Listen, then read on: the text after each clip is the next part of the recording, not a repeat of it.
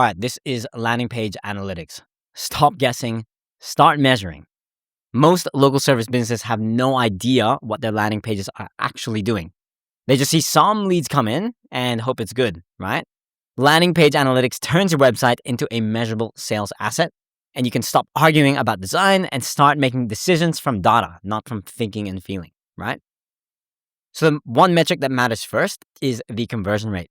And a conversion rate is leads divided by visitors. Or if it's sales, if you're an e-commerce brand, it would be sales divided by visitors expressed as a percentage, right? Leads could be phone calls, bookings, form submissions.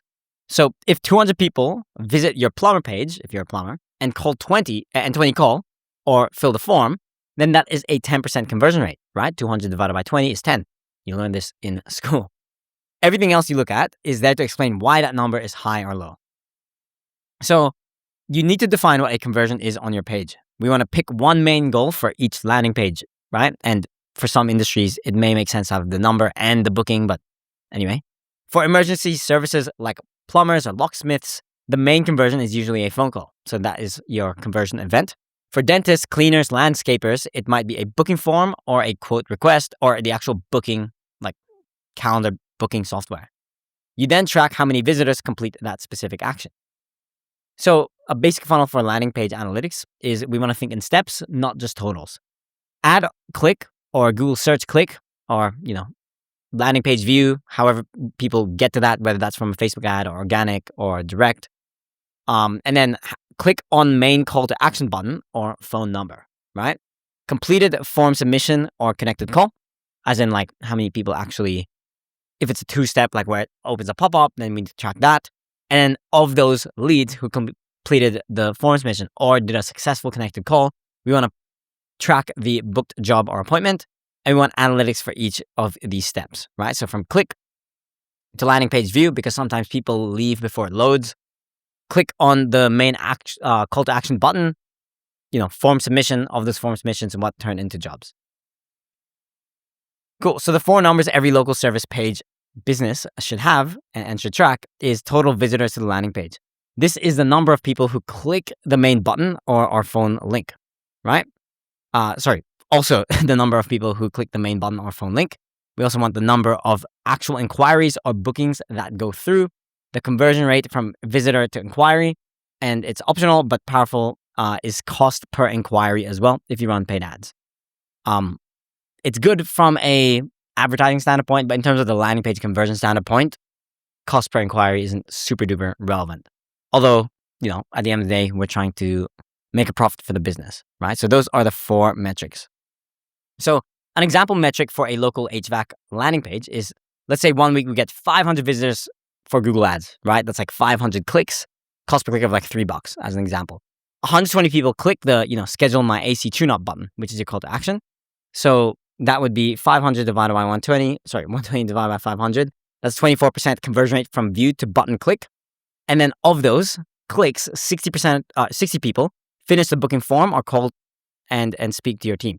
So that is a 50% conversion from button click to then booking form, right? And the conversion rate from visitor to booking form submission is 60 divided by 500, which is 12%, right? So yeah, essentially click-through rate is what it's called, from visitors to click is 24%. And then the visitor to inquiry conversion rate is 12%, right? And click-through rate can also be the impressions of how many people see your Google ads and then click like the ad. But yeah, you get the point. So you can see where you are losing people, and it's a funnel and we need to work out the bottlenecks within the funnel, right? So key behavior metrics that explain the quote unquote why. The bounce rate tells you how many people leave without doing anything. Average time on page shows if people are actually skimming or reading, and you can set up this stuff with like Hotjar or Microsoft Clarity. Scroll depth tells you how far down they go before they quit. Naturally, you'll see that 80% of people don't even scroll down. They just stick to the above the fold. So a high bounce, low time, and a shallow scroll usually means mismatch between ad promise and page content.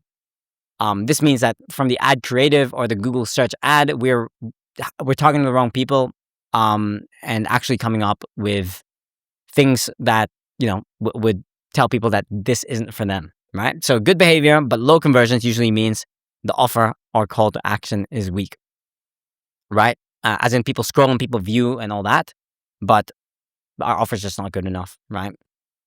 So minimum analytics setups you should have is we need to install Google Analytics or GA4 and make sure it's firing on all your landing pages. You can test this with the Tag Assistant. We want to set up events for form submissions, phone call click, link clicks, and key buttons on the page. Use a unique tracked phone number on each landing page, which we usually use CallRail for. I'm not affiliated with them, but they're really good. And we want to track the traffic sources with UTM parameters so you know which ads and keywords are sending visitors, right? So on Facebook, we can find the placement, the medium, the source, but in simpler terms, basically, where in the Facebook ads or Instagram ads were they shown? So first of all, was it Facebook or Instagram? Second of all, the actual placement, which could be Reels, Stories, Feed, and then the campaign, which is the ad campaign, the ad set, the ad, right? For Google Ads, it would be, basically the same thing. And then, but instead of ad sets, it would be ad groups, and instead of ad, it would be the keyword, right? This takes a few hours once, but pays you every month, right? So it might be a pain to set up, and it might seem technical, and you might have to pay someone to do it. But I can tell you, if you have a decent budget on ads, like this will be such a high expected value play. So a simple dashboard for service business owners is we want to create a basic spreadsheet with 1 row per week. Add columns, right, for visitors, inquiries, conversion rate, cost per inquiry for each traffic source, right? And to get the cost per inquiry, you need to divide that by the ad spend. Update it every Monday with last week's numbers, right? And you'll instantly see which landing pages and channels are worth scaling. You will also see something when something suddenly breaks instead of finding out months later, right? A lot of people come to me saying, hey, I have a landing page, here's the stats. And I'm like, well, what happened between here and here? And they're like, oh, I don't know. And it's because they weren't tracking it properly. And what they noticed was the button wasn't actually firing for some reason. It might have been a code, web dev might have done something, maybe they accidentally deleted the functionality of it, but it's super important that you track this, right? So in terms of benchmarks for local service landing pages, most local service sites convert at a low single-digit percentage by default, right? Most, the IC is like 2 to 3%. Industry standard for quote-unquote okay conversion rate is 5%. As I said here, so a focused landing page with a strong offer can often reach 5 to 10% or more in terms of, just that low barrier to entry conversion, which would be a phone call, booking, or inquiry. And emergency intent pages like burst pipe repairs, right, can even hit higher because the need is urgent. Same with things like emergency garbage removal, emergency dentist, we can see 10, 20% even. But then comes the cost per click issue on Google Ads, where it's super expensive because everyone's competing for those keywords, right? So we do not obsess over being average. We want to obsess over improving our own conversion rate month after month, right? And this is why a thing called conversion rate optimization exists, where if a page is getting enough traffic, like it is super high EV and super high ROI to make these landing page split tests, because if you can increase the conversion rate from 2% to 3%, it looks like it's a 1%, but it's actually a 1.5x, right? So it's super important.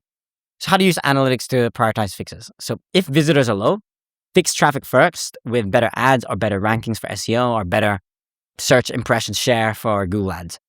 If traffic is solid, like as in we're getting enough landing page views, but bounce rate is high, then we fix the headline and the first screen or the above the fold section, which I made a video on a couple days ago, so go check it out. If people scroll and click but do not convert, then we want to improve the offer and form experience. Maybe the form just has too many qualifications, questions on that.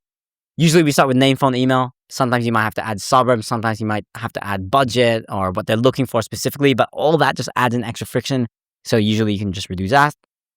If leads come in, but only a few turn into jobs, then maybe you have a sales and follow-up problem, not a landing page problem, right? Like so many people come to me, I go through these stats with them, and like their ads are good, their landing page is converting good, but they're saying, oh, I only am able to convert like 10% of leads.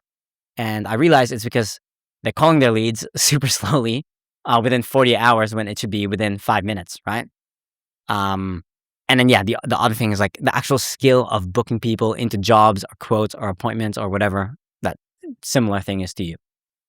And yeah, the analytics tell you exactly which link in the chain to strengthen, because it's just a funnel at the end of the day, and if something leaks in the funnel, then we need to fix it, right? So you want to turn analytics into a weekly habit. If there's anything you can take away from this video, we want to pick one time every week to review your landing page numbers. Usually just go with Monday because it's easy, so you can go from the week before. Look at each page, each traffic source, and each step in the funnel, and decide one improvement to test based on what the data is telling you. It's very important, if we go back here, you don't try to fix this all at the same time. Fix one by one so that we actually know where the issue is. And then, over a year, those small consistent tweaks will separate you from every local competitor who is flying blind, just leaving the same page, setting and forgetting. So that's it for the video. Hope you enjoyed, and I'll see you in the next one. Peace.